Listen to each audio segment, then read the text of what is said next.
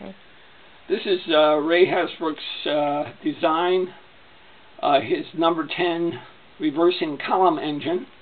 I got it set up to run on air right now, and it'll take me a while to get it set for steam, but I thought I'd check it out at this point and make sure everything's working properly. Let's give it a run.